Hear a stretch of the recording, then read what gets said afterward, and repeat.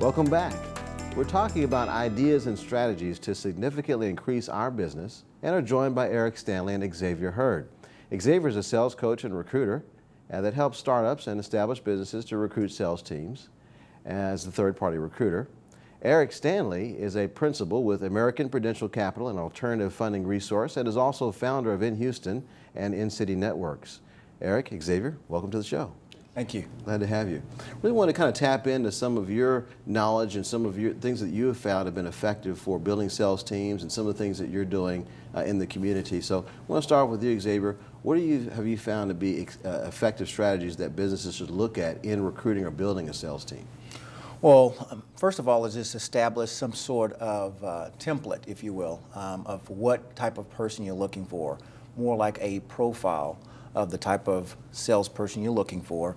Once you have that profile, then go after it, and don't be afraid to have an individual who is a little bit more on edge, you know. Right. The high D personality, the high I type personality are typically the types of individuals you're going after. So somebody that can be empathetic with the client, somebody who can really kind of go along and understand the client's needs, but also being able to close the sale. So that's that D personality that you're going to want to look for in an individual.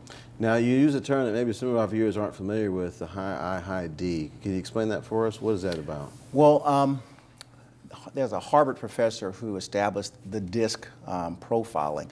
This is something that is utilized to identify certain types of personality traits. So the D being the dominant, the I being an influencer, the S being more of a steadiness type of personality, and then the C being somebody that it's more of you know, a cognitive reasoning type personality. So with that, you know, you kind of look at identifying personalities, traits that would be more of a sales professional that you're looking for. Yeah. Yeah. Now, that brings a question. As we're starting to build our team, Eric, and we know there's going to be some costs associated with that, especially if we're going to be earning a salary. What are some of your clients been doing as an effective strategy to be able to account for that? Well, sure. Our clients have been using their accounts receivable to fund their growth of their sales force. In fact, we've actually been using it as well. And it's a great way to kind of sell the future a little bit, access the future and tap into that so that they can grow a larger sales force earlier on instead of waiting later on down the road. Ah, good point. Okay. So what you're saying is if you have a business owner, they've got some contracts out that they're going to be paid on in the future, but they have salespeople who are on the ground right now working. You're saying that they could fund those salespeople up front. Right. You want to encourage those salespeople. You want to get money in their hand as quick as possible, and yes. the longer you take, the more likelihood that they're going to go away and do something else. So. That's right. So Xavier, would that make a difference when you're building a team to be able to have that kind of capability? Absolutely. You want to put motivators in place or incentives to be able to drive the type of activity you're looking for out of the sales professional. So, gotcha. Yeah. Okay. What are some things that they should keep in mind when they're trying to identify what type of sales process they're going to use within their business? Well, typically salespeople sell to what you want them to, right? So if you've identified the template of what you're looking for in a person, it is going to be just to kind of establish you know, the content of, you know what the product is, you know, the industry, all those different things. And so it is identifying, if you, once again, the template of the type of person you're looking for. So. Right. I know some of your experiences with small business and some of the recruiting you've done, like in the IT field. How do you see that whole space laying out right now? Right now, I would say social media is really impacting recruiting in that way. I'd say that social media recruiting is really a new thing. I think it's moving more to the mobile thing now. So you've got things like LinkedIn, Facebook. You've got a host of other social media venues that are out there that people can leverage in finding top talent. Sure. So you want to definitely do that. Absolutely. And Eric, I wanted to ask you too, how important do you think networking is in building a team of perhaps salespeople or any other team members? How important do you think that is? Oh, sure. I think it's absolutely paramount. Networking is probably the most underutilized tool that a business has in many different areas, and growing your sales team is definitely one of those areas.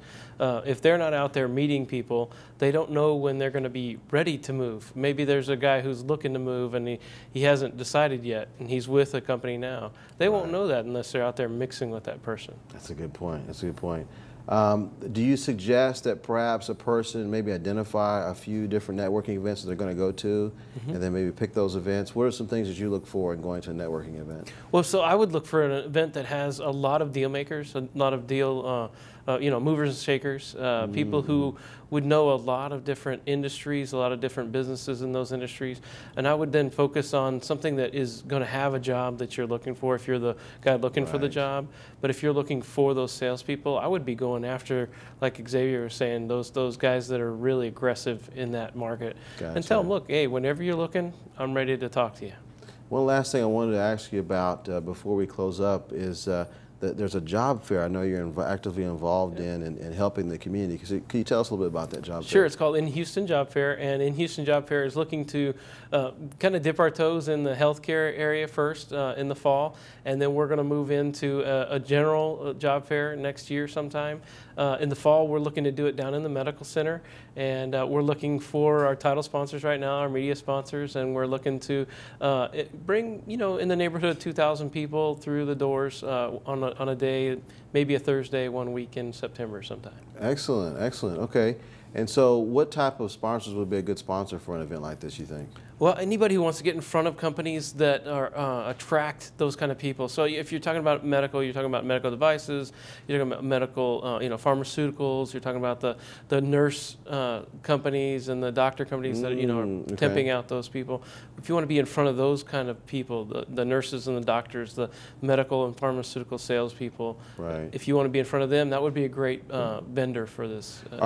Are you expecting a certain amount of attendees at maybe this healthcare one and then the other one that you're speaking about? Well, I'm thinking 2,000. Maybe that's shooting too high, but I think there's a lot of activity in healthcare right now in Houston. How about the other one you're talking about? The other one, well, we're aiming really high. I don't know. It could be as high as 10,000. Who knows? Eric, appreciate your insights. Thank you for that. You as well, Xavier, giving us good ideas on how we can build our sales team and also how we can finance it. Appreciate that. And also, thank you for mentioning about the job fair as well. Thank you. We've given you some actionable ideas that will help you and your business to grow. In order to continue our conversation, we want to encourage you to access additional clips from our show on facebook.com/MaxYourBusiness. Next time, we'll talk about how to build your business through social media and SEO strategies. I want to thank you for watching Max Your Business.